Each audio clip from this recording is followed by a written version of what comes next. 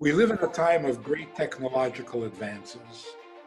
We live in a time where we believe almost blindly, almost religiously, in the powers of science and scientists, and experts, doctors, and yet we are suddenly finding ourselves without a solution, without a clue. We don't know what we're dealing with. We don't know how to respond. We don't know how to control it. We don't even know what it is. And it's very good for the soul to be reminded that we have not mastered the universe. We have not conquered nature. We still have a long way to go for that. Now, there are people who actually say, and they say, why would God allow such a virus? Why would God allow such a pandemic? Why would he allow it? What is that suggesting? It's as if some things happen and God intervenes, but then there are other things that happen and God doesn't intervene. Nothing happens unless God makes it happen. Everything that happens for a divine purpose and a divine reason. Otherwise, it cannot happen. Everything we're going to experience is going to be divinely orchestrated for our benefit. The world is shutting down all its practices. What is our schedule made of?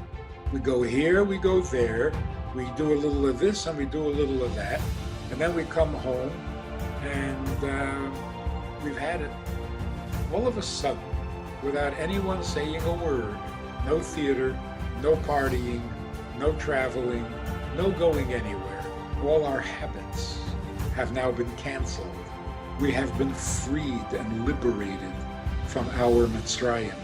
We are so caught up in these things that we actually started to believe that that's what life is about. Life is about going to school, going to work, going to parties, going to a theater, going for some entertainment, going for some shopping. That's life. Now we're seeing it's not. This is a very good thing. The break of habit that this virus is bringing is such a fantastic opportunity to change the habits we've been trying or hoping to change, planning to change for years. But, an hour goes by, a week goes by, a month goes by, and you haven't changed it. Now, we have the perfect opportunity. Everything is changing anyway. We can now have the life we choose. We are encouraged by events to rethink where we put our energies. What are we living for? What are we getting up in the morning for? The world is going to be a much better place as soon as this thing is over. That is really a pre-Pesach message.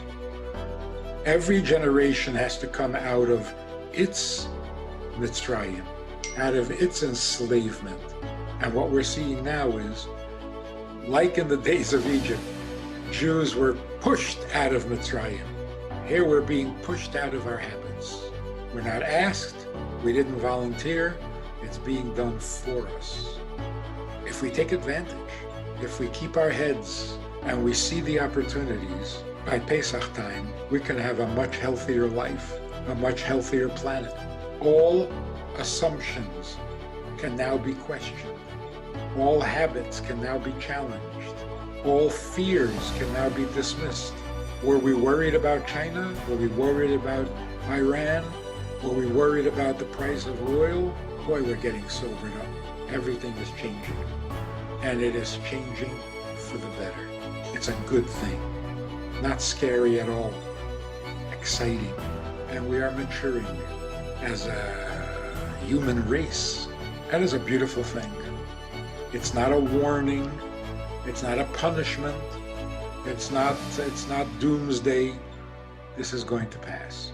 And we're going to find ourselves in a cleaner, healthier, more noble world, politically, geographically, financially, and personally. So now is the time to think not of ourselves but of others, We have to become more alive, more enthusiastic about our mission and our purpose. We're going to do mitzvahs we've never done before because we're going to have more time. We're going to be home. We're going to become better mothers, better fathers, better husbands, and better wives because we have no choice. Got no place to go.